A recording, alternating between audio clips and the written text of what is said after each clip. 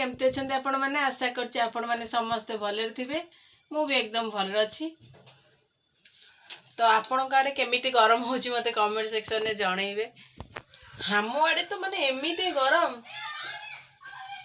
न कहवा भल प्रबल गरम हो। तो चलतु आज ब्लॉग स्टार्ट करवा। तो स्टार्ट करने पूर्व मो चैनल जदि नुआ अच्छा सब्सक्राइब करेंगे और छोटिया सा लाइक करेंगे और वीडियो को आपण सांग मान संगे शेयर करेंगे। तो सावित्री काली होता तो कालीर सावित्री जो मुग बतुरा होता तो मुग बड़ी जाइला मु अल्प खाई मुग बड़ी जाइला तादरे गोटे चकुड़ी एवं करी ब्रेकफास्ट रे। तो चलतु देखा केमती मुग चकुड़ी करुच्ची तापर दिन सारा कौन केमती करुच्ची देखा। मुझे बतुरा होता मुगरे गुड़ टिके नड़िया कोरा टिके पकईकी एमती ग्राइंडिंग कर देइछि। तो देखो बेसी मोटा नुहे ना बेसी पतला नुहे तो यही टाइप करिछि। तो तापर आपण एमती नॉर्मली जमती चकुड़ी करती तावारे टिके तेल पकई सेमती चकुड़ी करेंगे माने इतने नरम होता आपण बिलीव कर बहुत ही नरम होता। तो देखो आपण माने लास्ट पिठा है ही जापर देखिले ही जना पड़ जाऊँ पिठाटा एत नरम होते बोली। तो मुझे फर्स्ट टाइम मुग चकुड़ी कली मुझे आगुरी केवे भी करी मुगरे बरा करी माने मुगरे पियाज कंचा लंका धनिया पत्र टिके पकईकी सेका बरा टाइप करी मु चकुड़ी करनी। तो एमती गुड़ आ नड़िया कोरा देकी कलाटू बहुत ही नरम होता। तो नॉर्मली गुड़ पड़ी एमती टिके पोड़ा पोड़ा देखा जाऊे। तो देखो माने उल्टू ही नथिला एते नरम होता आ तो सफ्टनेस देखियार ही जानीपे देखो केते सफ्ट देखा जाऊे आखि की। आपण एमती थरे करिके घरे कार खातु जानीपर यहाँ केमती। तो देखिले ब्रेकफास्ट रे मुग चकुड़ी केमती कली तो आपण चलले घरे करें बहुत ही टेस्टी और यम्मी बहुत ही सॉफ्ट होता। तो माने बुढ़ा लोक मैंने भी खाई पारे पाकुआ पाटे जहाँ कहती मिले जाए बहुत ही टेस्टी होता। आउ अल्प हो पिला आउ मागिले भी मुझे पारे समस्त गोटे दीटा खंडे भाग पड़ला। तो नेक्स्ट टाइम कले समस्ते सफिशिएंट खाई पारे। तापरे लंच रो प्रस्तुति आरंभ कर सारे। तो एबे शेयर करिया चाहूँगी मोर गोटे मीशो रे ऑर्डर करथिली गोटे ड्रेसटे तो एबे पार्सल पळे आसलानी। चलते तार अनबॉक्सिंग करी। हाँ एटा रज पई स्पेशल आनी जेहेतु आपन कही सावित्री रे लकी हर दे देथिले ड्रेस।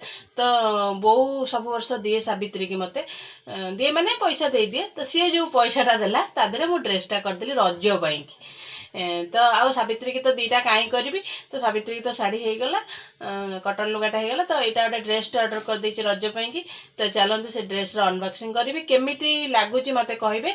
आ हाँ से ड्रेस रो लिंक टा मु डिस्क्रिप्शन में दे देबी आपन चाहिले ताको ऑर्डर कर परिबे।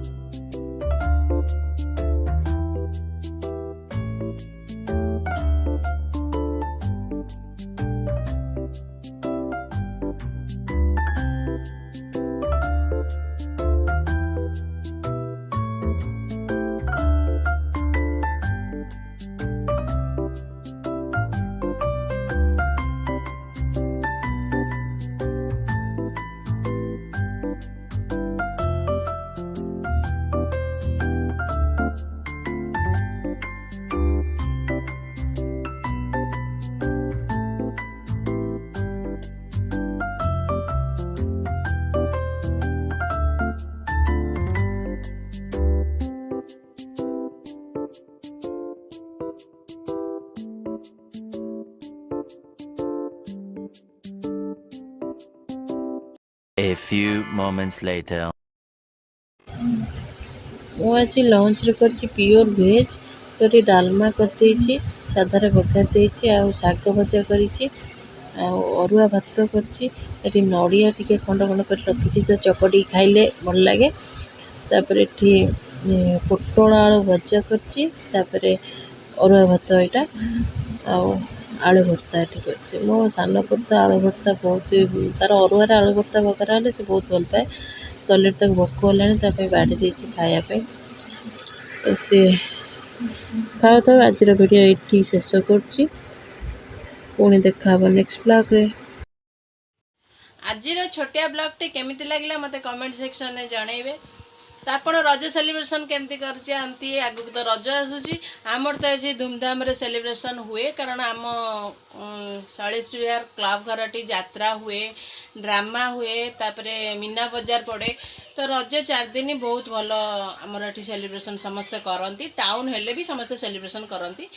ତ ଅବଭିୟସଲି ଗାଁ ଗହଳିରେ ରଜ ସେଲିବ୍ରେସନ୍ ଭଲ ହୁଏ। ତ ଆମର ଏଠି ଟାଉନ୍ ହେଇକି ବି ଭଲ ସେଲିବ୍ରେସନ୍ ହୁଏ। ତ ଆପଣଙ୍କ ଆଡ଼େ ରଜ ସେଲିବ୍ରେସନ୍ କେମିତି କରନ୍ତି ଆପଣ ଜଣେଇବେ। ତ ପୁଣି ଦେଖାହେବ ରଜ ବ୍ଲଗ୍ରେ, ଯଦି ବ୍ଲଗ୍ କରେ ରଜ ବ୍ଲଗ୍ରେ ଦେଖାହେବ, କାରଣ ରଜ ଅଳ୍ପ ଦିନ ରହିଲା। ତ ମୁଁ ଡେଲି ବ୍ଲଗ୍ ଆଣିପାରୁନି, କାରଣ ଯେଉଁ ଗରମ ହେଉଛି ମୁଁ ଟୋଟାଲି ରେକର୍ଡ଼ିଂ କିଛି କରିବି ପାରୁନି। ବହୁତ ଗରମ, ଆଉ ଏମିତି ବି ମୌସୁମୀ ଆସିଗଲାଣି, କିନ୍ତୁ ଏ ଯେଉଁ ପାଗ ଅନୁକୂଳ ହେଉନି ବୋଲି ଆସିପାରୁନି। ଅଲରେଡ଼ି ବାଟରେ ଅଟକି ଯାଇଛି। ଆଉ ତ ଛାଡ଼ନ୍ତୁ, ପୁଣି ଦେଖାହେବ ନେକ୍ସଟ ବ୍ଲଗ୍ରେ। ସେତେବେଳେ ମୁଁ ଯାଏ ଲଭ୍ ୟୁ ଅଲ୍। ଜୟ ଜଗନ୍ନାଥ, ବାଏ ବାଏ।